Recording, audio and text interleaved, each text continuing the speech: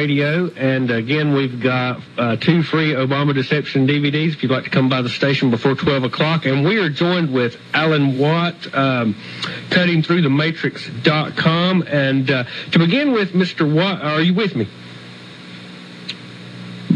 How you doing today, Mr. Watt? Not bad at all. Not bad at all. Yeah. To begin with, if you would, just tell our listeners a little bit about yourself. I've read your bio. I know you're an author, performer, songwriter, but we'd like to know just a little bit about your experience and how you became awake and involved in the truth movement. Well, I was awake pretty early on. Even when I went into school, I realized pretty early on that there was a big movement afoot to have a World War III, and not only was it about to happen, it had been happening for some time, and it was a war planned by very wealthy people who networked together, who were socialist in temperament, but they were organized a long time ago, an awful long time ago, in the late 1800s, in fact, and they had their world vision plan of a socialist controlled, and by that I mean it's not by the people. People get very confused with the terms that they use. Socialism really is an idea, a very, very ancient idea, in fact, where an intellectual elite who have the wealth will run the world like a benevolent dictatorship, basically. And so at school I got all these histories we were given, and I was lucky enough to be in the vicinity of very old public libraries that had books, some of them 200 years old, and some older even.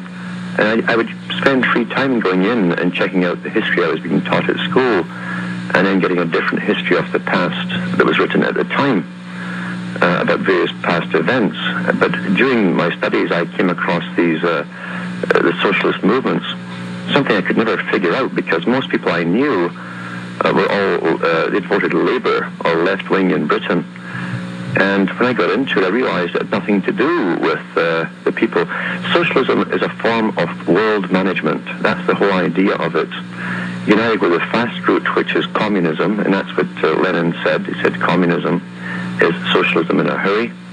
Or you can take the Fabian route. The Fabian Society in Britain really are one of the biggest organizations that are the pinnacle of this international movement. And it was set up by the bankers of their time, the Astor families. Many of the big families, the Rothschilds, put money in to set up this foundation.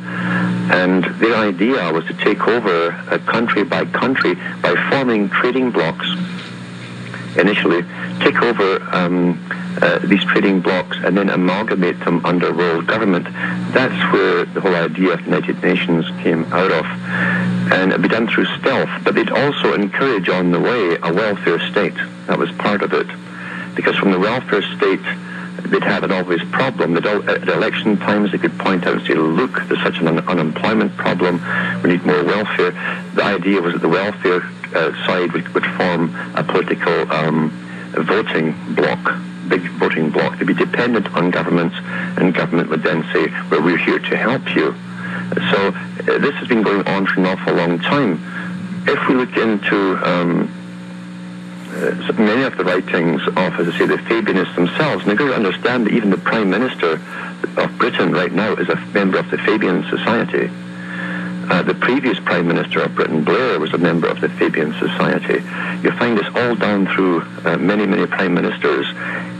They also are a branch, they're a working branch of world socialism that's connected with another big major branch that helps to manage society on a higher level, and that's the Council on Foreign Relations. In Britain, they call it the Royal Institute for International Affairs. It again was set up about the same time to help bring in this form of managed world government. What they want is a planned society. A planned society where everything will go like clockwork according to them. They'll decide how many people will get born in a particular year, how many will die in a particular year. There'll be no surplus population. So this is really what it's about. And I learned this at school growing up. And I also realized when I was going through Europe that they were amalgamating Europe. None of this was ever mentioned in the media. They talked about free trade, etc. But I bumped into politicians after playing big concerts and stuff. They'd ask you back to their home, and they'd chat about things and tell you things that went over your head at the time about amalgamation. And I realized that even Scandinavia in the 70s was going to be lumped into this big European bloc. But this particular politician who now works with the United Nations told me, she says, yes, and then that'll be followed by America. America had already started various non-governmental organizations in Latin America and in the U.S., and so that would follow, the American trading bloc would follow the European Union one. And they were doing the same thing with the Far Eastern Rim. I went into the books later on and then found out that Professor Carl Quigley talked about this. The Royal Institute for International Affairs, which is the CFR, different name for the same bunch, had a branch already set up from the 1930s onwards, working to create a Far Eastern Pacific Rim region for free trade and unlimited funding. So their idea was to bypass democracy and also use democracy to bring in what they called their planned, scientifically led run society. Then when you go into the writings of people like Julian Huxley, who was the brother of Aldous Huxley, both their writings are very important. They were both descended, by the way, and intermarried with the Darwin family, and were lords. They were all for this. They spelled this out even more clearly, the kind of society that they envisaged coming.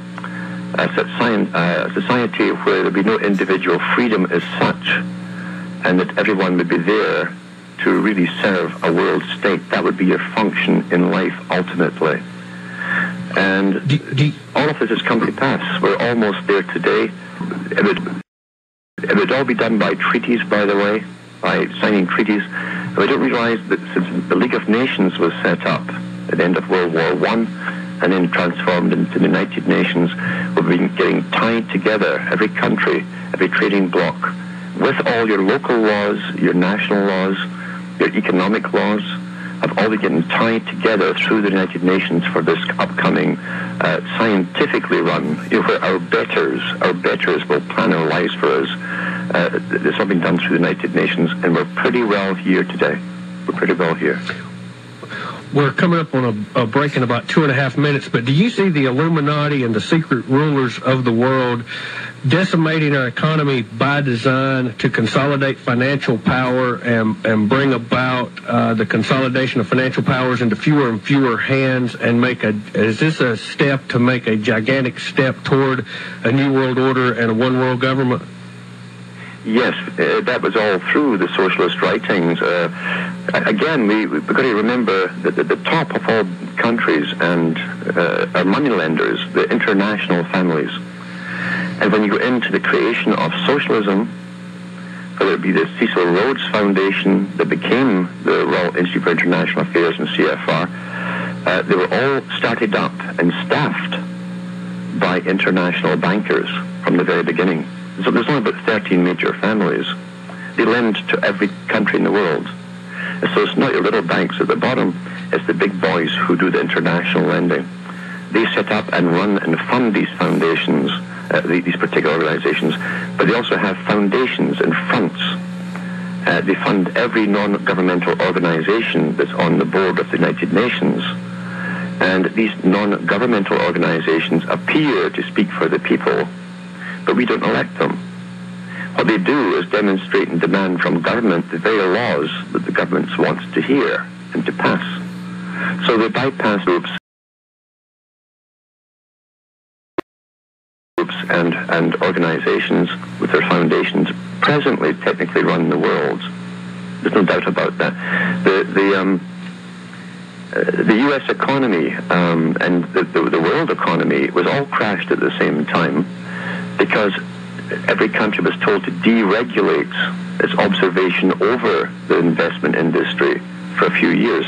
They knew exactly what would happen. They knew that every shark in the business said the sky's the limit as they dressed up worthless stocks and kept selling them off for more and more and more money. It's all marketing. And then once they got the bubble big enough, they crashed it at the right time. Yeah. We are coming up on a break, Mr. Watt. We will be back with Alan Watt, cuttingthroughthematrix.com in 3 minutes.